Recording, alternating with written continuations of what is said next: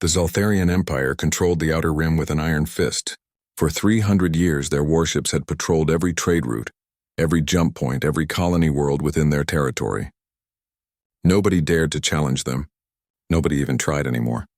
The Empire's word was absolute law across 47 star systems, and their military might was unmatched by any other species in known space. Fleet Commander Zelthor sat on his command throne, aboard the Imperial dreadnought Crimson Dawn. His scaled fingers tapped against the armrest as he reviewed the latest reports from the human colony of New Terra. The numbers were acceptable. The tribute payments were flowing as expected. The human population remained under control. Everything was proceeding according to plan. The humans had been easy to conquer. 5 years ago, the Empire had arrived at Earth's outlying colonies with overwhelming force. The human defense ships were primitive, barely capable of faster-than-light travel. Their weapons were laughable. Their military strategies were outdated by centuries. The entire campaign had lasted less than a week before the human colonial government surrendered. The Empire had installed puppet leaders, stripped the colonies of valuable resources, and moved on to other concerns. Zelthor allowed himself a moment of satisfaction. The humans had learned their place in the galaxy. They worked their farms, mined their minerals, and paid their taxes without causing too much trouble. Occasionally, some resistance fighters would try to sabotage Imperial facilities or assassinate occupation officers. But these were minor annoyances. Nothing the Imperial security forces couldn't handle with brutal efficiency.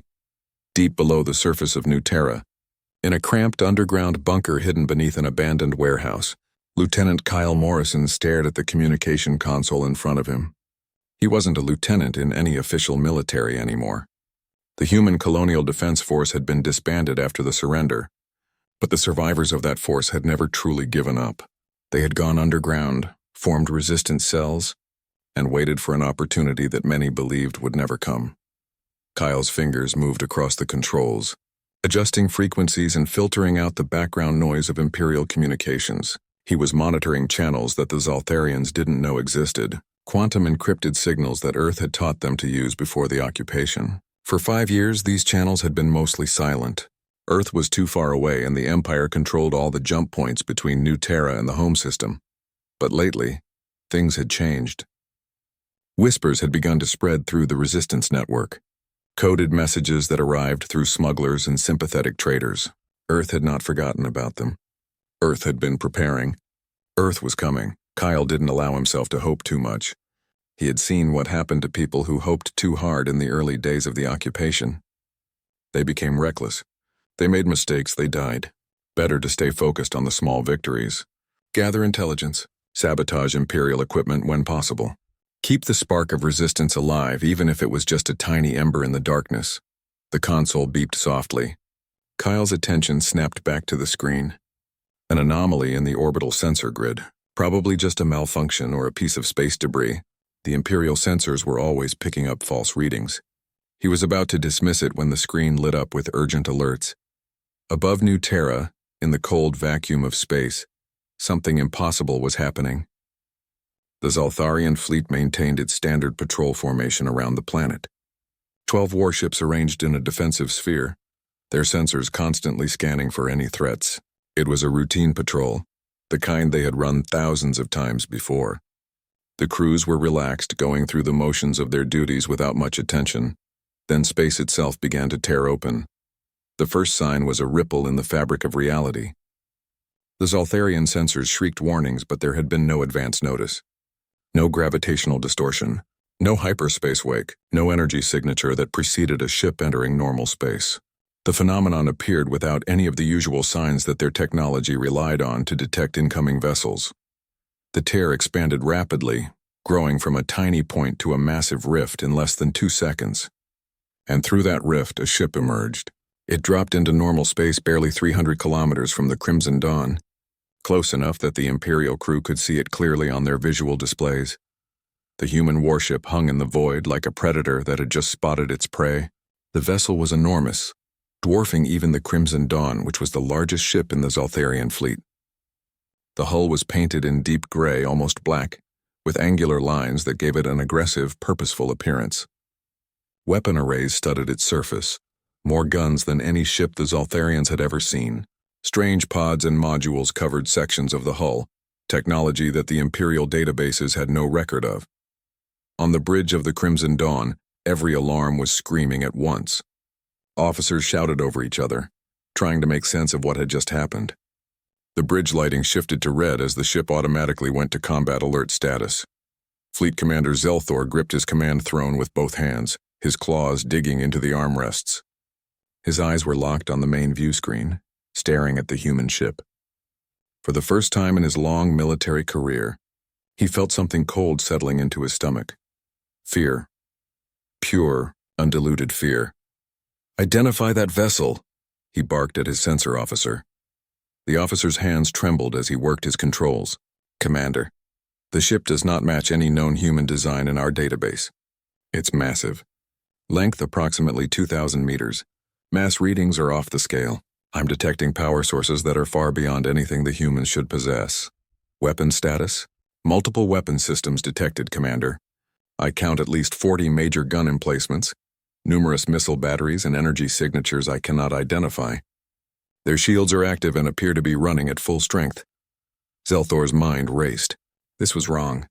This was all wrong. The humans didn't have ships like this. They didn't have the technology to build something so advanced. They certainly didn't have the ability to create a drive system that could enter normal space without any detectable signature. All ships, ray shields, charge weapons, defensive formation. He paused, then added, "Send a priority alert to Imperial Command. We have a situation here." Around the Crimson Dawn, the other 11 Zaltharian warships moved into position. Their shields flickered to life, creating glowing barriers of energy around each vessel. Plasma cannons began to glow as power flowed into them. Missile tubes loaded automatically. The fleet prepared for combat. The human ship did nothing. It simply floated there in the darkness, silent and still. No weapons charged. No shields fluctuated. No communications hailed the Zaltharian fleet. It just watched them with what seemed like cold patience. Down in the bunker, Kyle stared at his screen in disbelief. The resistance network had exploded with activity. Every cell, every agent, every sympathizer was sending messages at once. The orbital sensors showed something that seemed impossible. A human warship. A massive human warship. And it had appeared without warning right in the middle of the Imperial fleet. "Is that real?" someone asked behind Kyle. He recognized the voice as belonging to Linda Hayes, one of the other resistance members who had been monitoring communications. "It's real," Kyle whispered. "Earth actually did it. They actually came back for us. But it's just one ship against 12. They're outnumbered. They'll be destroyed." Kyle kept his eyes on the display.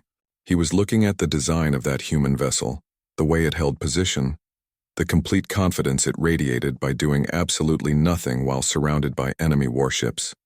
"I don't think so. Look at it. Earth didn't send that ship here to run away or to die. They sent it here to do something else." "What?" "To send a message." In orbit, 30 seconds had passed since the human ship arrived. 30 seconds of tense silence where neither side moved. The Zaltharian fleet waited for orders. The human ship waited for something else entirely. Then finally it spoke. The communication channels across the entire Zaltharian fleet suddenly crackled to life. Every frequency, every band, every possible method of transmission was being overridden by a single powerful signal coming from the human warship.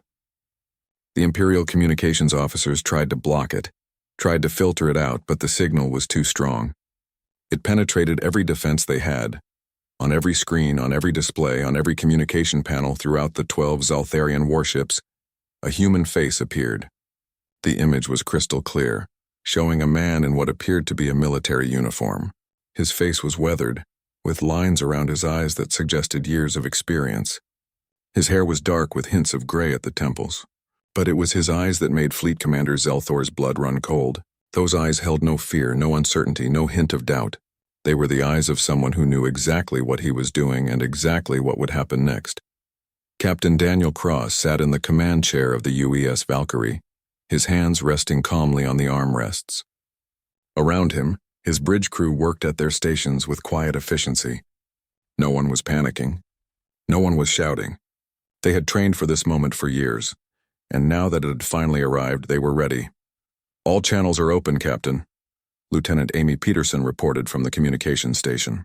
Every ship in the Imperial fleet is receiving us whether they want to or not. Daniel nodded. Good. Record this message and broadcast it to the entire system. I want everyone to hear this. Every Imperial ship, every colonial settlement, every resistance cell, everyone. He leaned forward slightly, his eyes focusing on the camera that would transmit his image across the system. When he spoke, his voice was calm, measured, and absolutely certain. Imperial forces, this is Captain Daniel Cross of the United Earth ship Valkyrie. You are currently occupying the sovereign territory of New Terra, a human colony world. Your presence here is illegal. Your occupation of this world is illegal.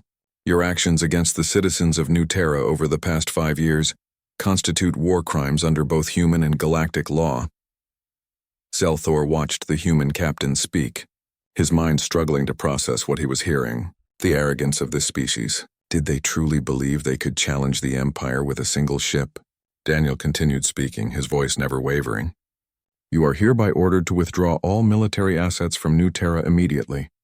You have exactly 1 standard hour to begin evacuation procedures.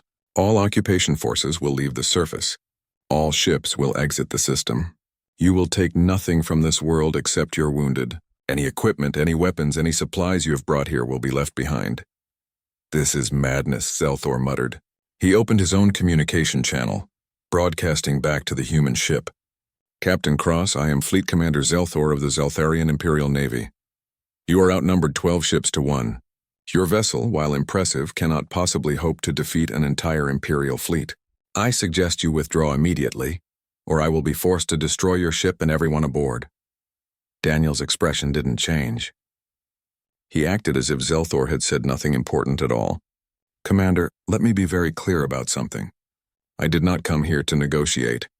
I did not come here to debate the politics of occupation. I did not come here to discuss the balance of power in this region of space. I came here to deliver a simple message, and that message is this. Leave New Terra now or I will make you leave. You threaten me?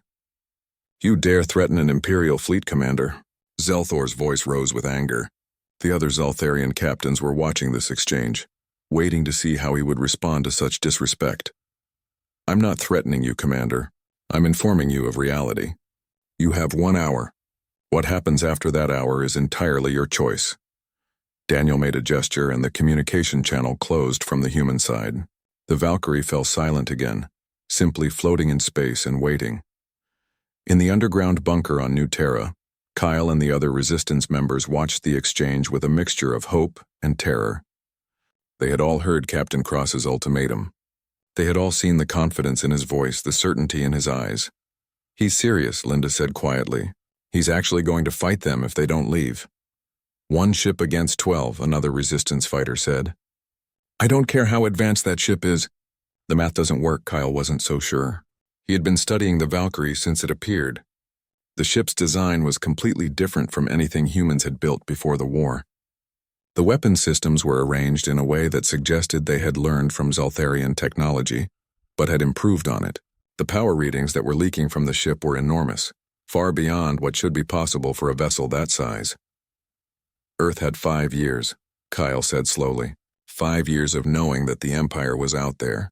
5 years of studying captured Zeltharian ships. 5 years of every scientist, every engineer, every military mind on Earth working together on a single problem. What problem? How to fight back. How to protect our colonies. How to make sure this never happens again. Kyle pointed at the display showing the Valkyrie. That ship is the answer to 5 years of that question. I don't think Captain Cross is bluffing. Aboard the Crimson Dawn, Zelthor called an emergency conference with his other ship commanders. Their faces appeared on holographic displays around his command throne, each one showing similar expressions of concern and confusion. This is an insult to the Empire, one of the captains said. We cannot allow a single human ship to dictate terms to us. Our reputation will be destroyed if we appear weak. Another captain nodded in agreement. Agreed. We should destroy this ship immediately and send a message back to Earth. They need to understand that the Empire does not tolerate such behavior. But one of the older commanders, a veteran named Korshen, spoke up with a different opinion. Brothers, I suggest caution. That ship appeared without warning. Our sensors detected nothing until it was already here. That level of technology is far beyond what humans should possess. Perhaps we should report this to Imperial Command and wait for reinforcements. Zelthor felt his pride warring with his instincts. His pride demanded that he destroy this arrogant human vessel, but his instincts, honed over decades of military service, were screaming at him that something was very wrong here. That ship shouldn't exist. Those weapons shouldn't be possible. That confidence from Captain Cross shouldn't be there unless he had a very good reason for it. "We are 12 Imperial warships," Zelthor said finally. "We have fought and won hundreds of battles. We will not flee from a single enemy vessel, no matter how impressive it appears. We will give the humans a chance to withdraw. If they refuse, we will destroy them." He opened a channel back to the Valkyrie. "Captain Cross, I will give you one opportunity to reconsider your position. Withdraw from this system immediately, and I will allow you to leave unharmed. Refuse, and I will have no choice but to engage you. Your ship may be powerful, but you cannot defeat an entire fleet." The response came quickly. Daniel's face appeared again, and this time there was the slightest hint of disappointment in his expression.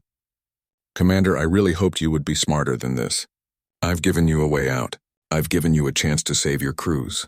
But if you insist on learning this lesson the hard way, then so be it. Your hour begins now." The channel closed again. Zelthor stared at the blank screen for a long moment, then turned to his weapons officer. "All ships maintain combat readiness. Monitor that human ship closely. The moment our hour expires, if they have not withdrawn, we engage with full force." The Zaltharian fleet held position, weapons charged, shields at maximum strength. Every sensor was focused on the Valkyrie, watching for any sign of weakness, any vulnerability they could exploit. The human ship remained perfectly still. It didn't adjust its position. It didn't power up additional weapons. It didn't boost its shields or maneuver for a better firing position. It simply waited with the patience of a predator that knew its prey had nowhere to run. Time began to tick down. 59 minutes. 58 minutes.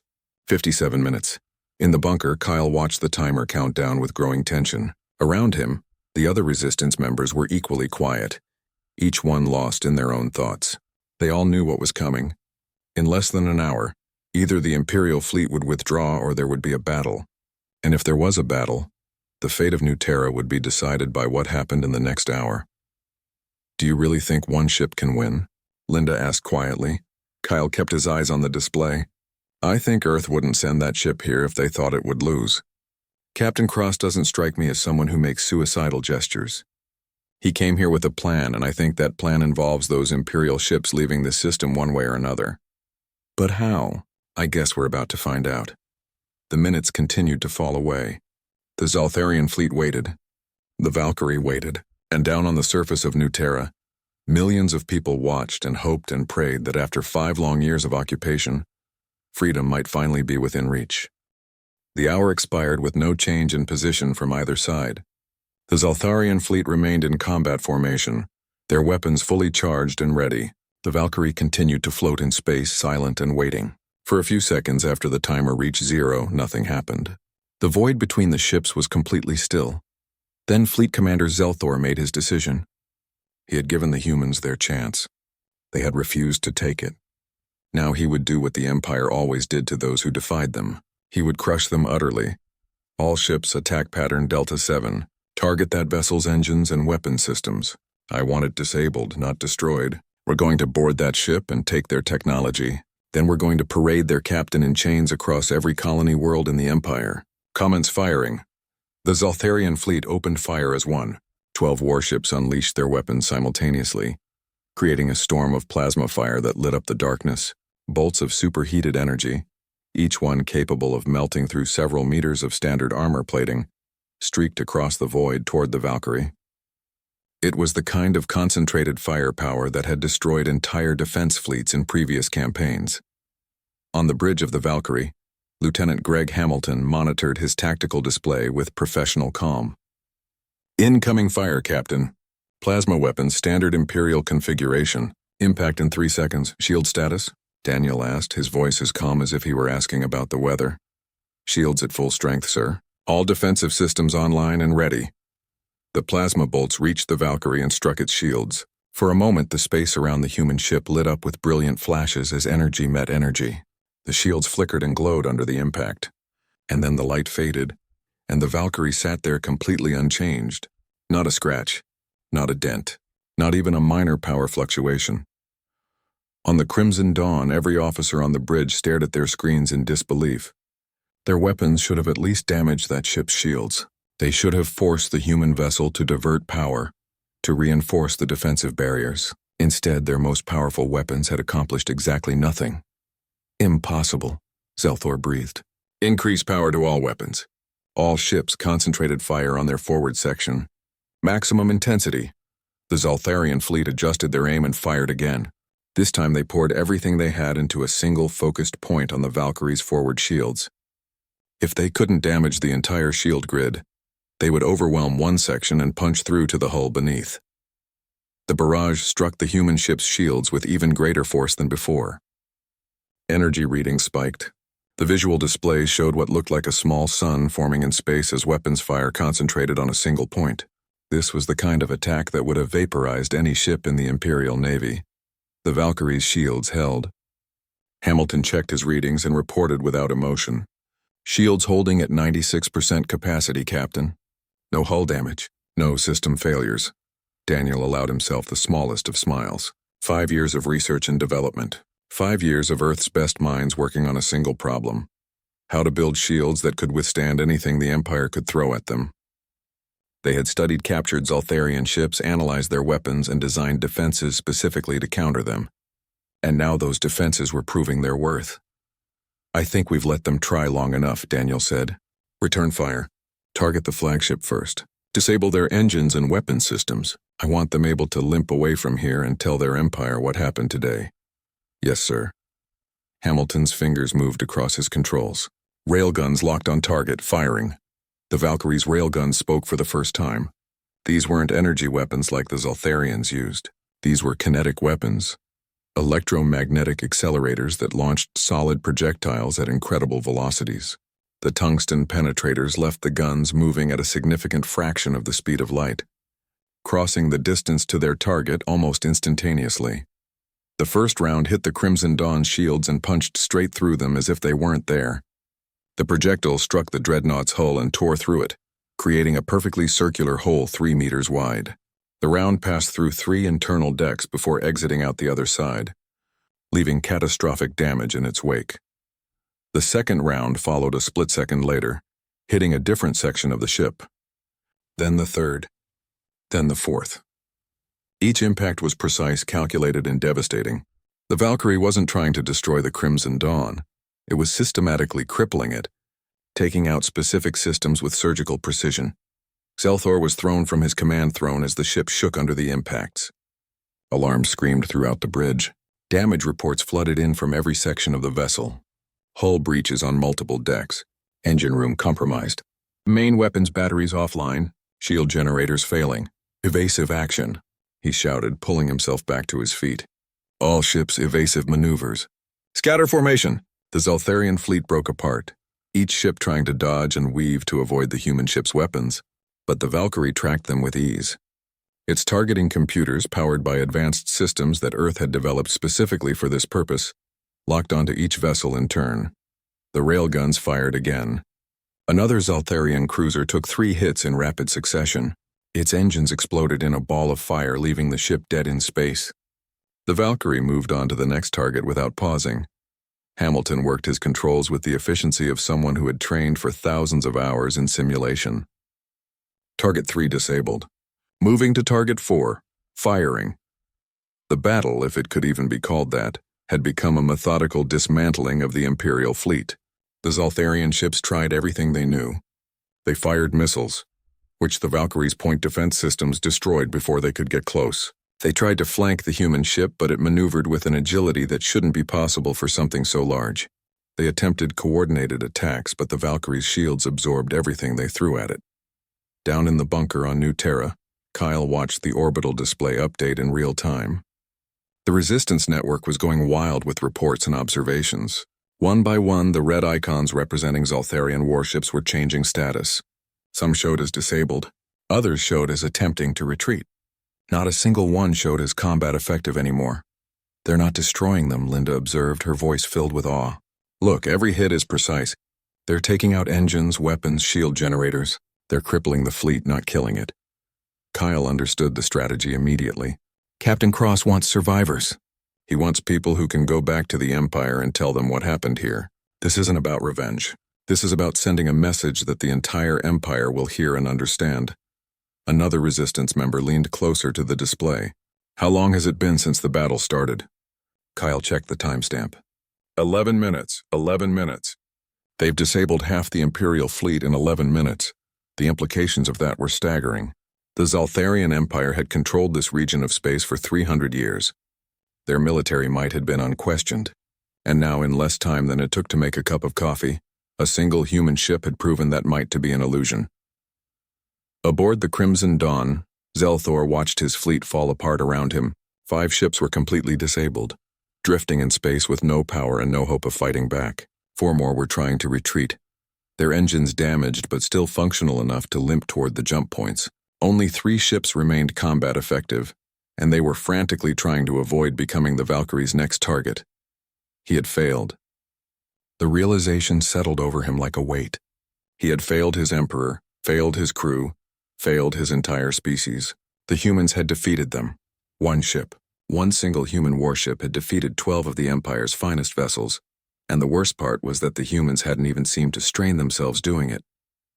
The Valkyrie's shields were still at full strength. Its weapons were still firing. Its systems showed no signs of stress or damage. The human ship could probably keep fighting for hours if it needed to.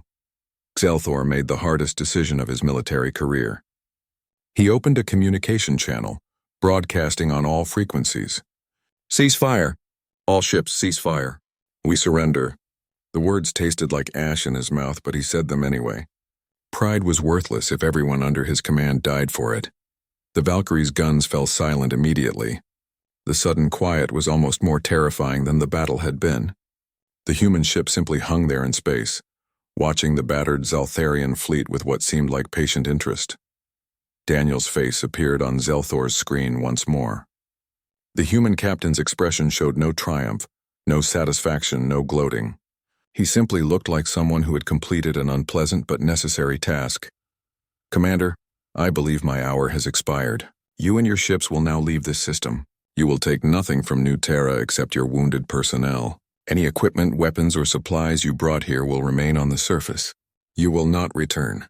Any Zaltharian military vessel that enters this system in the future will be destroyed without warning and without mercy. Do you understand these terms?" Zelthor wanted to refuse. The next 2 hours were organized chaos. The Zaltharian fleet began the painful process of gathering their disabled ships and preparing to limp out of the system.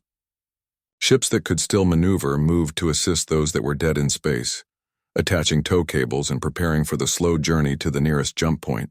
The Crimson Dawn, despite its heavy damage, still had enough power to coordinate the withdrawal.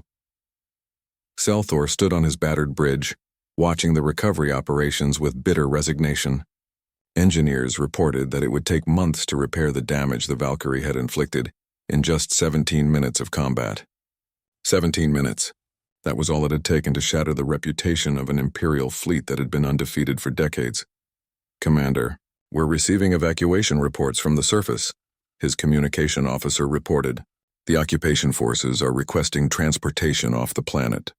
They say the local population is becoming aggressive now that they know the Imperial fleet has been defeated. Tell them to hurry," Zelthor replied. "We leave in 2 hours whether they're ready or not. The human captain may decide to change his mind about letting us go." On the surface of New Terra, the Imperial occupation was collapsing faster than anyone had expected. When news of the fleet's defeat spread through the cities and towns, the puppet government immediately fled. Imperial officers abandoned their posts. Soldiers threw down their weapons rather than face the angry crowds that were forming in the streets. The occupation forces had relied entirely on the threat of orbital bombardment to maintain order. Now that the fleet was crippled and retreating, that threat was gone. Kyle emerged from the underground bunker for the first time in weeks, blinking in the bright sunlight. Around him, the streets of the capital city were filled with people. Not the quiet, fearful crowds that had become normal under occupation, but celebrating crowds. People were crying, hugging strangers, shouting with joy. Some were singing. Others were just standing there in shock. as if unable to believe that 5 years of nightmare had finally ended. "It's really over," Linda said beside him, tears streaming down her face. "We're actually free." Kyle looked up at the sky, though he knew he couldn't see the Valkyrie from here during the day. But he knew it was up there watching over them. Earth had come back. After 5 years of silence, after 5 years of wondering if they had been forgotten, Earth had sent a ship that could defeat an entire Imperial fleet by itself. "Not just free," Kyle said quietly. "Protected. That ship up there, the Valkyrie," Captain Cross made it very clear. "Any Imperial ship that comes back here will be destroyed. We're not just liberated, we're under Earth's protection now." The Resistance Network was already organizing. 5 years of operating in secret had taught them how to coordinate and communicate effectively. Within hours, they had established order in the major cities, preventing looting and violence. They set up emergency governments to fill the void left by the fleeing puppet administration. They began the process of rebuilding a society that had been broken by occupation. 3 days after the battle, Kyle received a message through official channels. Captain Daniel Cross wanted to meet with representatives of the Resistance. A shuttle would be coming down from the Valkyrie to pick them up and bring them to the ship. Kyle found himself sitting in that shuttle alongside Linda and 5 other Resistance leaders, watching through the viewport as they ascended through the atmosphere and into orbit. The Valkyrie grew larger in the window, and Kyle felt his breath catch. The ship was even more impressive up close. Every line, every angle, every weapon spoke of purpose and power. The shuttle docked, and Kyle's group was escorted through the ship's corridors by polite crew members. Everything was clean, efficient, and professional. The crew they passed looked confident and well-trained. These weren't desperate colonists fighting with whatever weapons they could scrounge. These were proper military personnel, and they clearly knew their jobs. They were brought to a meeting room where Captain Cross was waiting. In person, the man looked older than he had on the view screen, with more gray in his hair and deeper lines around his eyes. But those eyes still held that same certainty, that same calm confidence that had faced down an Imperial fleet without flinching. "Thank you for coming," Daniel said, gesturing for them to sit at the conference table. "I wanted to meet the people who kept hope alive down there for 5 years. What you did wasn't easy and it wasn't safe, but it mattered." Kyle found his voice. "Sir, we just did what we could. But what you did, what Earth did, sending this ship, how did you manage it? 5 years ago, our ships couldn't even scratch Zeltharian shields. Now you have a vessel that makes their entire fleet look primitive." Daniel nodded slowly as if he had expected the question. After the Empire took New Terra and the other colonies, something fundamental changed on Earth. For the first time in our history, every nation on the planet agreed on something. We had to be ready. We had to make sure this never happened again. He stood and walked to a viewport, looking out at the planet below. Every government on Earth contributed. Every corporation, every university and research institution. We took every piece of Zeltharian technology we could salvage from destroyed ships and studied it. We learned how their shields worked and designed weapons to defeat them. We learned how their weapons worked and designed shields to stop them. We pushed our technology forward faster in 5 years than we had in the previous 50. "The Valkyrie," Kyle said. "Is it the only ship like this?" Daniel turned back to face them, and for the first time Kyle saw something like satisfaction in his expression. "No, the Valkyrie has 11 sister ships. They're stationed at other colonies, making sure what happened here happens everywhere the Empire tried to occupy our people, and there are 20 more under construction. Within 2 years, Earth will have a fleet of 32 ships like the Valkyrie." The implications of that hit Kyle like a physical blow. 32 ships, each one capable of defeating an Imperial fleet single-handedly. The balance of power in the entire region of space had just shifted massively. "The Empire won't accept this," Linda said. "They've ruled here for 300 years. They're not going to just let humanity take away their colonies and tell them where they can and can't go." "You're right," Daniel agreed, "which is why I made sure to leave survivors. I made sure Fleet Commander Zelthor could take his ships back to Imperial space and tell his leaders exactly what happened here. They need to understand what they're facing if they choose to continue this conflict." "Will they choose war?" Kyle asked. Daniel was quiet for a moment. "I don't know. The Empire has options. They can accept that humanity is no longer weak prey. They can negotiate a peace treaty, establish borders, and leave us alone. That would be the smart choice. But empires aren't always smart. They're used to getting what they want through force. Some of their leaders might decide that they need to make an example of us, to show other species that the Empire can't be challenged. And if they do, then we'll give them the war they're asking for, and we'll win it. Daniel's voice was absolutely certain. Earth isn't interested in conquering the galaxy. We don't want an empire of our own, but we will protect our people, all of them. Every human colony, no matter where it is under Earth's protection now. The Zaltharians need to understand that. So does every other species out there. The meeting continued for another hour. Daniel explained that the Valkyrie would remain in orbit around New Terra for the foreseeable future. Earth was sending supply ships, construction materials, and support personnel to help rebuild what the occupation had destroyed. They were also sending diplomats to help establish a proper government and ensure the colony could defend itself. When the meeting ended and Kyle's group was being escorted back to the shuttle, Kyle couldn't help but ask one more question. Captain, why did you volunteer for this mission? You had to know there was a chance the Zaltharians might have weapons or tactics you weren't prepared for. You could have died up here. Daniel smiled slightly. I volunteered because someone had to be first. Someone had to show the Empire that humanity wasn't going to accept occupation. Someone had to go out there and prove that our new ships could do what they were designed to do. And yes, there was risk. But the people of New Terra had been living with risk for 5 years. The least I could do was share that risk when the time came to free you. Back on the surface, Kyle stood in the rebuilt government headquarters and looked at the reports coming in from across the colony. Food production was recovering. Infrastructure was being repaired. Children were going back to school. Life was slowly returning to normal, or at least to a new normal. But the most important change was in the people themselves. For 5 years they had lived under occupation, never knowing if they would see tomorrow.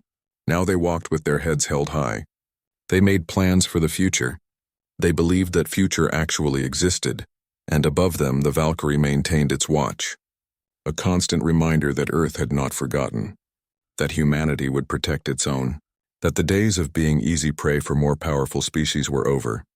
In the weeks that followed, word of what happened at New Terra spread throughout known space. 6 weeks had passed since the Valkyrie's arrival at New Terra. The planet had transformed in that short time. Where there had been fear and oppression, now there was hope and rebuilding. Supply ships from Earth arrived weekly, bringing materials, equipment, and personnel to help restore what the occupation had destroyed. The orbital space around New Terra had become busy with construction as new defense platforms were installed. Captain Daniel Cross stood in his ready room aboard the Valkyrie, reading the latest intelligence reports from Earth Command. The information was both encouraging and concerning.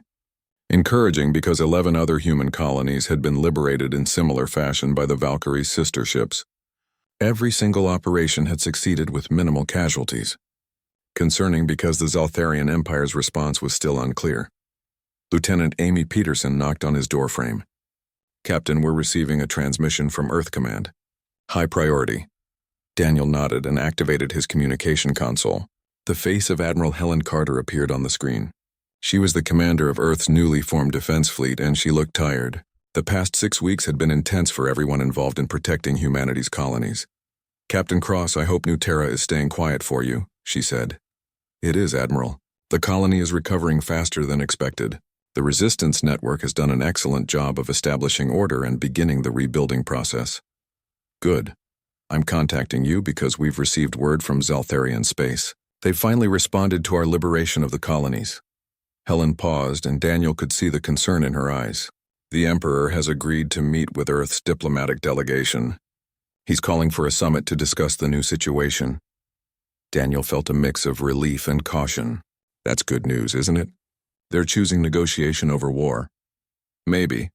Or maybe they're buying time to prepare a counterattack. We won't know until the summit actually happens. But there's more. The Emperor specifically requested that you attend the summit as part of our delegation. He wants to meet the captain who defeated Fleet Commander Zelthor. When and where? 2 weeks from now at the neutral station called Haven's Gate. It's located between Zaltharian and human space. We're sending Ambassador Richard Palmer to lead the negotiations, but he wants military representation there. You and 3 other ship captains who participated in the liberation. Daniel considered this. Leaving New Terra felt wrong, even though the planet was secure now.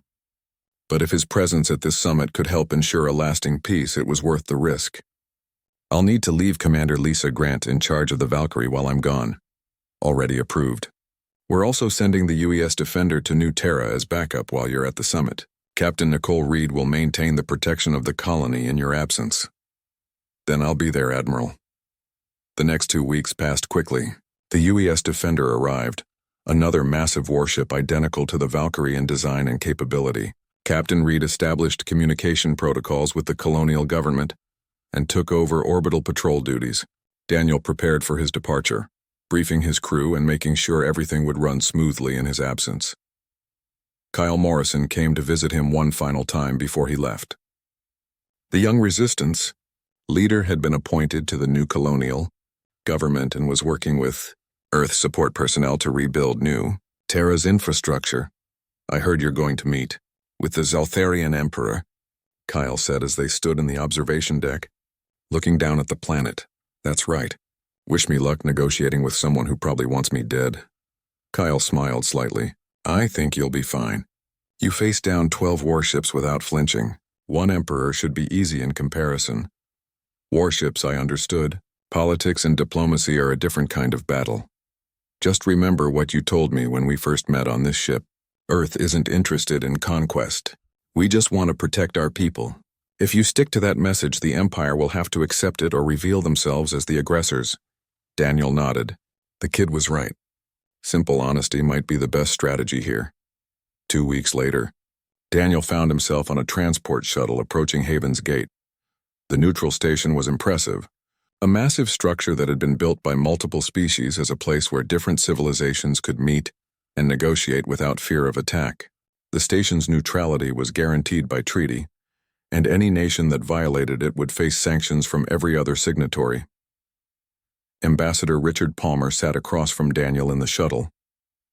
The ambassador was an older man with decades of diplomatic experience, though none of it had involved alien species until recently. Captain, when we get in there, let me handle most of the talking.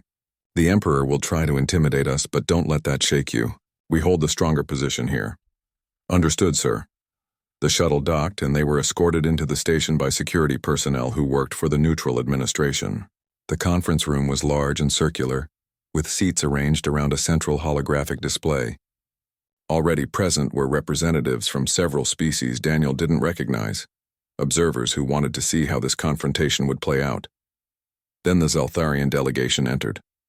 Emperor Zalkar was immediately recognizable, taller than the other Zaltharians and wearing elaborate ceremonial armor.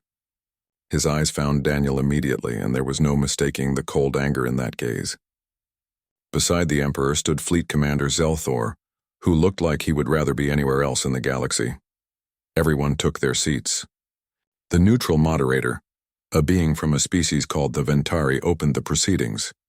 We are gathered here to discuss the recent conflicts between the Zaltharian Empire and humanity. The Empire claims that humans have violated their territorial sovereignty. Humanity claims they were defending their colonies from illegal occupation. We will hear both sides and attempt to find a resolution. Emperor Zalkar spoke first, his voice deep and filled with authority. The colonies in question were conquered fairly under the rules of war.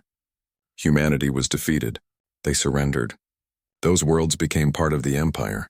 Now, 5 years later, humans return with warships and take back what is no longer theirs. This is theft. This is a violation of our sovereignty. Ambassador Palmer responded calmly. Emperor, humanity never surrendered. Individual colonial governments were forced to submit under threat of total destruction, but Earth itself never accepted your occupation. We were simply not strong enough to resist at that time. We have spent the past 5 years correcting that weakness. The colonies belong to humanity. They always have. Your occupation was never legitimate in our eyes. Might makes right, the Emperor said coldly. This is the law of the galaxy. The strong rule, the weak submit. We were stronger, so those worlds were ours. Then by that same logic, Daniel spoke up, unable to stay silent. Earth is now stronger than your occupation forces, so those worlds are ours again. You can't claim might makes right when you're winning and then complain about theft when someone stronger comes along. The Emperor's eyes fixed on Daniel with pure hatred. You, Captain Cross, the one who humiliated Fleet Commander Zelthor. I defeated his fleet, yes. But I did it as quickly and cleanly as possible. I could have destroyed every ship and killed every crew member. Instead, I disabled them and let them go home. That was mercy, Emperor. Remember that. Mercy? Zalkar's voice rose. You dare speak of mercy while you steal our territories? They were never your territories, Daniel replied evenly. They were human colonies that you occupied through force. We have simply reclaimed what is ours. The argument continued for hours, with neither side willing to give ground on the fundamental question of who had the right to those worlds. The neutral observers listened and took notes, but offered no judgments. This was for humans and Zaltharians to resolve. Finally, as the sun set outside the station's viewports, Ambassador Palmer made a proposal. Emperor, let me be clear about Earth's position. We do not want war with your empire. We do not seek to conquer Zaltharian worlds or interfere in your internal affairs. But we will not allow our colonies to be occupied. We will not allow our people to be enslaved or exploited. We propose a simple solution. Establish a clear border between human and Zaltharian space. Neither side crosses that border with military forces. We live in peace as neighbors, not as conqueror and conquered. Zalkar was silent for a long moment. Daniel could see the Emperor's mind working, weighing options and calculating outcomes. Finally, the Emperor spoke. And if we refuse this border? If we decide that the Empire cannot afford to appear weak by accepting such terms, then there will be war, Daniel said quietly. And I promise you, Emperor, it will not go the way you hope. Earth has 32 ships like the Valkyrie under construction. In 5 years, we'll have 100. In 10 years, we'll have enough to defend every human colony and project power anywhere in this region of space. You can have peace with humanity now, or you can have war and lose far more than a few colony worlds. You threaten us? No, sir. I'm informing you of reality. Just like I informed Fleet Commander Zelthor, you have a choice. Make peace and focus your empire's resources on internal development and defending against your other enemies,